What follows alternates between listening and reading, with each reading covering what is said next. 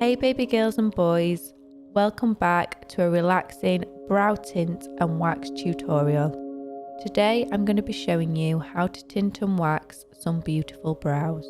I start off by cleansing the brow area and the skin around it. Then I mix my tint. I use dark brown, light brown and grey to achieve a natural medium brown. I add the developer and begin to mix.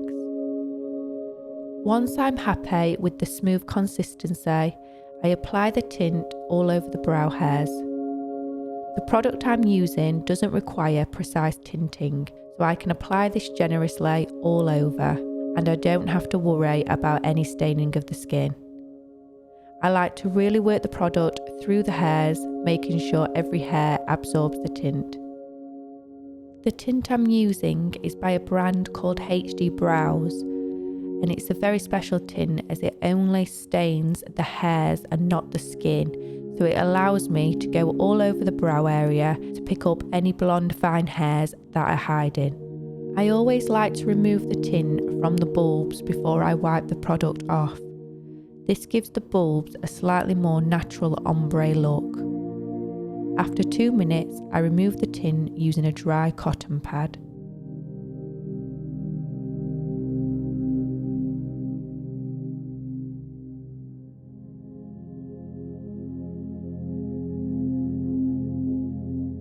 I then roughly like to draw some waxing lines, just to give me a little guideline to where I need to wax. So my client has asked for her brows to be as thick and full as I can get them. So I'm going to try and keep as much of her hair as I can whilst making them neater and more even.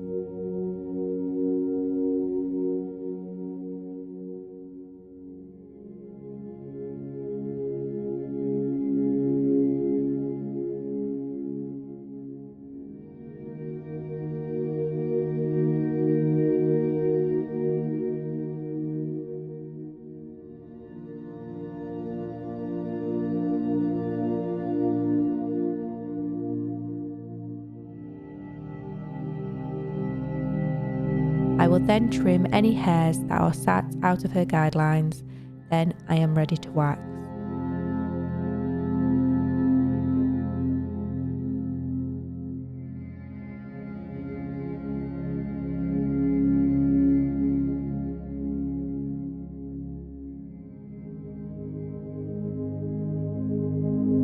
Using my applicator, I try and use one sweeping motion to apply the wax. I then go back in and make sure my wax is laid perfectly.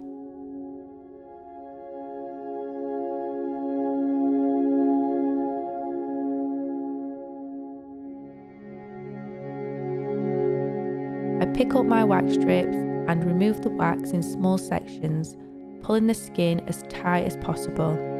I do this until all the area is free from wax.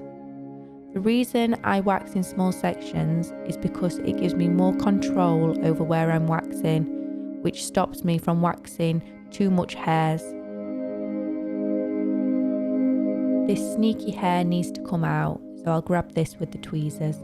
I then repeat the same process to the tops of her brows.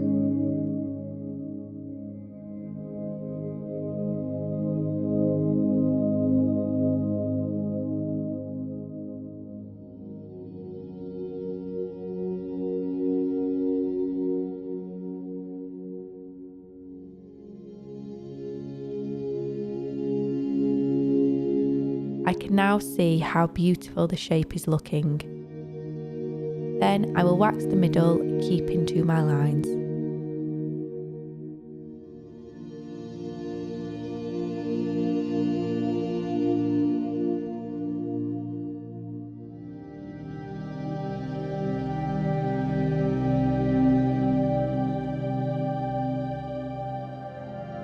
This time I start on the upper left brow. Sandy has very unsymmetrical brows, and doing this allows me to see the shape above before I go into the lower brow, as that area is a little bit more gappy and trickier to wax.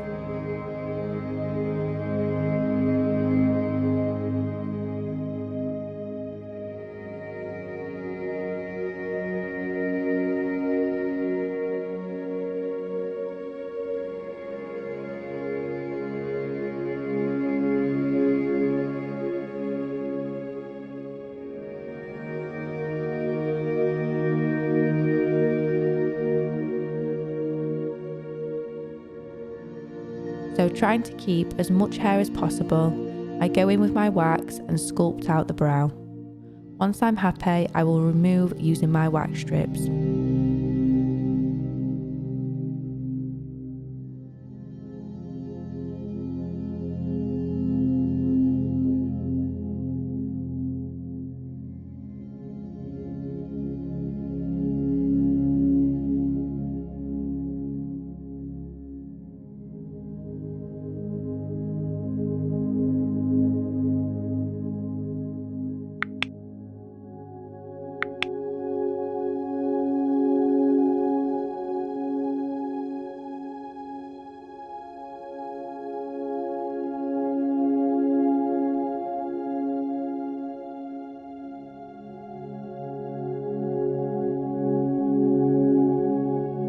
I always like to use an after oil wax remover to make sure I don't leave any wax residue on the skin.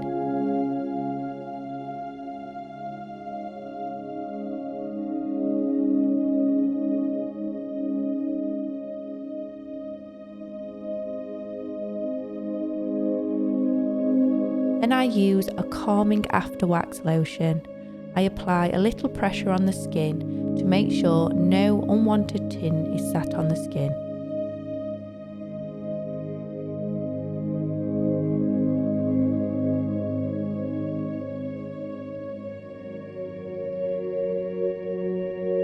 Looking at these brows now, I feel like I need to trim 1 or 2 more hairs. I always like to go in with a highlighter after I'm finished. This allows me to sculpt out the brow and see if I need to tweeze any more hairs. Also, Sandy has an area in her lower arch that we are trying to grow in, and finishing her brows with this highlighter disguises the gap and creates that fuller looking brow she loves.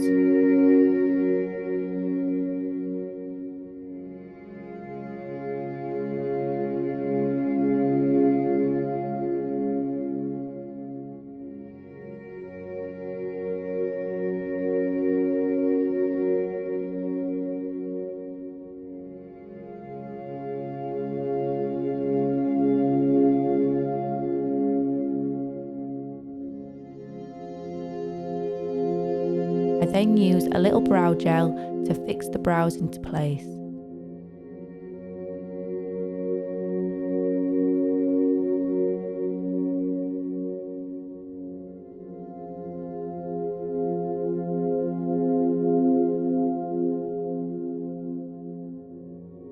And that is the finishing result from a tint and wax.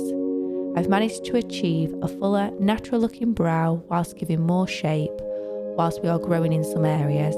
I hope you enjoyed this video and learnt some new things.